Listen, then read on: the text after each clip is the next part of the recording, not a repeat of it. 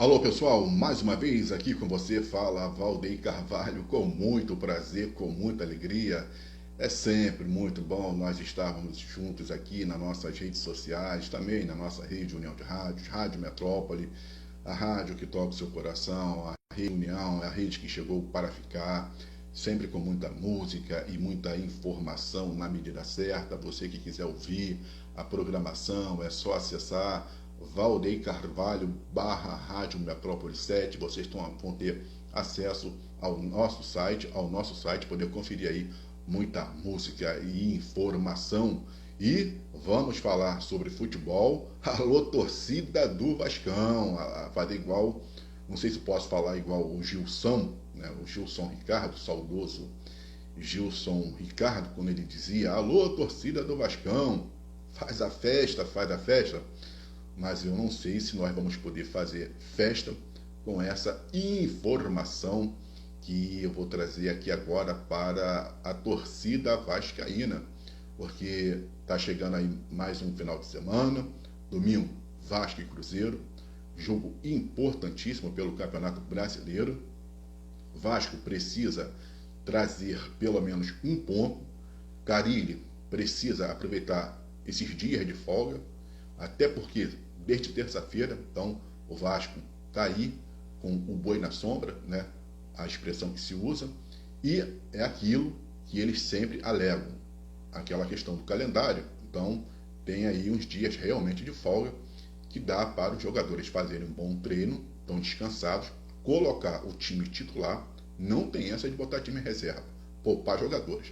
Até porque o cargo do Fábio Carille realmente está balançando, mas tá, eu acho que o que está agora ali passando é uma ventania, um furacão no entorno do Fábio Carille, então já não está nem mais balançando, né? Acho que está tudo tremendo ali no entorno do Fábio Carille. Então ele tem que ter essa consciência, mesmo ele tendo a proposta do Corinthians, o aguardo do Corinthians. Corinthians que aguarda o resultado negativo do Vasco para que ele seja demitido e aí o Corinthians efetivar a contratação do Fábio Carille. Mas mesmo assim, ele precisa ter em mente que ele precisa trazer pelo menos um ponto, já que com aquele jogo contra o Corinthians ele botou 8 reservas, alegando que estava poupando o time para o confronto na Sul-Americana. Então agora ele precisa colocar os titulares, porque o Vasco tem que somar.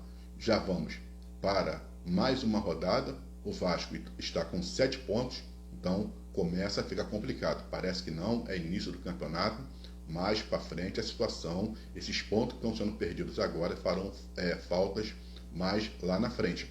Agora, a notícia a notícia que deixa também um pouco os vascaínos assustados, né, é a seguinte: Fábio Carille, se tiver um péssimo resultado, acredito que contra o Cruzeiro, aí o Pedrinho não vai ter como sustentá-lo, né? Vai ter que realmente demiti-lo, mesmo contra a vontade do Pedrinho.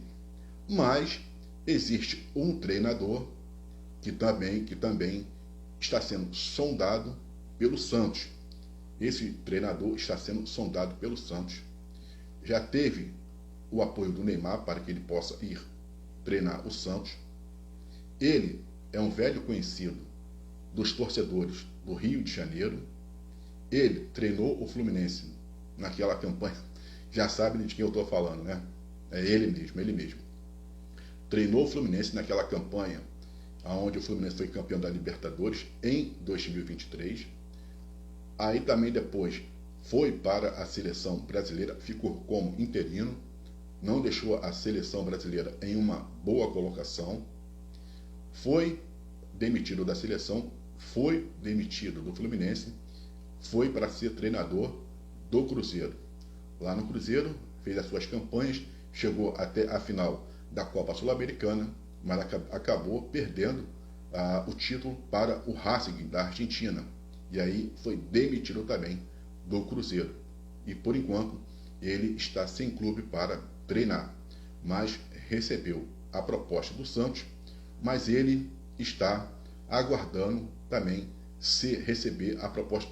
Acreditem quem quiser, mas é o que pode acontecer com o Vasco, sendo que realmente aconteça da saída do Fábio Carille, é a chegada do Fernando Diniz. Fernando Diniz provavelmente poderá ser o novo técnico do Vasco. E isso está sendo reforçado pelo fato do Santos já ter feito a proposta ao Fernando Diniz.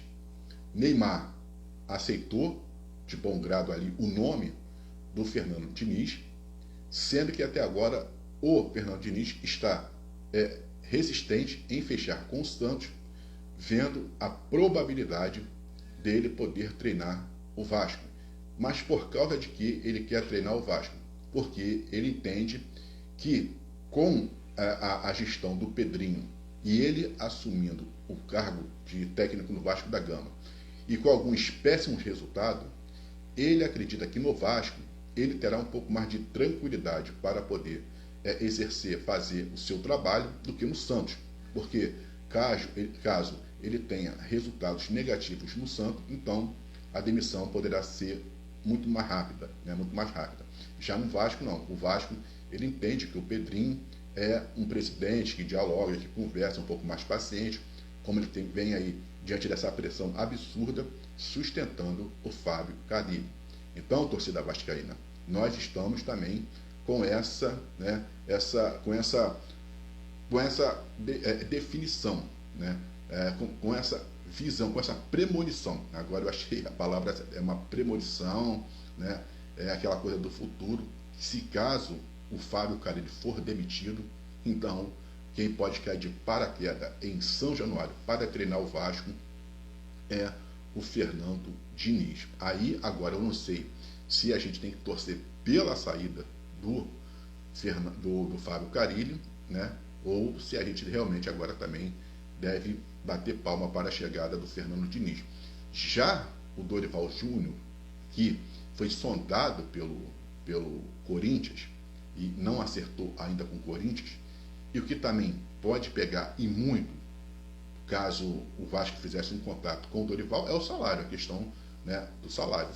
Porque se o Vasco não fechou com o Renato Gaúcho, porque o Renato queria um salário de R$1,5 milhão de reais, então o Vasco também não pode e nem vai fechar com o Dorival Júnior, uma vez que ele quer um salário de R$1,5 milhão a R$2,5 milhões de reais. Então não tem condições. Se o Vasco não fechou com o Renato, por que vai fechar com o Dorival? Né, que o Dorival está lá, não está fechando com o Corinthians, porque ele não aceita menos do que isso. E olha que, né, para treinar o Corinthians.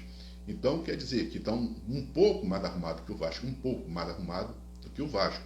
Então imagine você pegar esse time do Vasco com essa turbulência toda e por um salário bem menor, bem abaixo dos 1 milhão, do 1,5 milhão. Então o que acontece? Ele não acertou com o Corinthians, porque o Corinthians quer pagar menos de 1,5 milhão, com o Vasco então é que ele não vai fechar, né? Que o que o Vasco vai querer oferecer é esse salário que ofereceu para o Renato Gaúcho, de 700 a 800 mil reais. Então a gente, né, tá aí nessa vibe de que de repente pode chegar o Fernando Diniz. Então a gente vai ter que chegar e torcer muito para que o Vasco tenha um resultado positivo contra o Cruzeiro e que o Vasco possa pelo menos trazer um ponto fora de... E dá para trazer. Um ponto fora de casa vai ser muito bom para as pretensões do Vasco da Gama no Campeonato Brasileiro. Falando rapidinho sobre televisão, tivemos a realização do Troféu Imprensa. O Troféu Imprensa foi apresentado pela Patrícia Bravanel junto ao Celso Portiolli. As categorias, como sempre, elas foram muito bem avaliadas, mas tivemos aí novas categorias. Mas o que mais me chamou a atenção foi o melhor influencer. Essa categoria, né, eu acho que eu não sei como é que vai ser votado, como é que você vai analisar o melhor influencer. Então, é uma categoria que eu estou tentando entender até agora, né? Tem vários influencers aí que são realmente bons, né? Tem grandes influencers, então eu não entendi. Eu quero entender qual vai ser o quesito, performance, ou se é tamanho de inscritos, visualizações. vai ser bem complicado, mas vai ser bom de assistir. Depois de um tempo, sem a realização do Troféu Imprensa, que é o verdadeiro Oscar da televisão brasileira, não é os melhores do ano da Globo, porque os melhores do ano da Globo só premia os artistas que estão ligados à Globo ou artistas que trabalham na Globo, e também as produções são sempre as da Globo, né? Novela, tudo é só da Globo, então você não tem como ser os melhores do ano. A Globo ela não abre as portas para as outras emissoras ainda. Ela recebeu alguns apresentadores de outras emissoras no programa do Luciano Huck, mas também por uma questão, né, que o Luciano Huck foi quem exigiu que esses apresentadores ou que esses artistas de outras emissoras pudessem ir até a Rede Globo. Pela Rede Globo, esses artistas não pisariam lá na Globo, né, aqui no Jardim Botânico, mas por uma exigência, ou em São Paulo, mas por uma exigência do Luciano Huck, então esses artistas foram até o programa Domingão com o Huck. Mas já diferentemente no SBT, aonde as outras emissoras, os outros artistas são reconhecidos, então vai ser feito aí o Troféu Imprensa, apresentado pela Patrícia Bravanel, Celso Portiolli. Celso Portiolli está vivendo um bom momento no SBT. Hoje ele é o responsável direto por essa programação de linhas de shows, né, no SBT. É o que tem a figura masculina e é o que ficou com o bastão do Silvio Santos. Ele que é da mesma escola do Gugu. Silvio Santos, Gugu, Celso Portiolli, né? Ele é desse mesmo período, dessa mesma escola. O Silvio Santos acreditava que o Gugu seria o seu substituto natural, mas aí, infelizmente, né, houve a fatalidade e ficou o Celso Portiolli.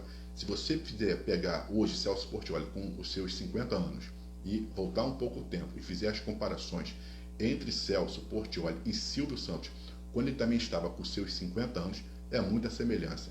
Então, o Celso Portiolli, ele está pegando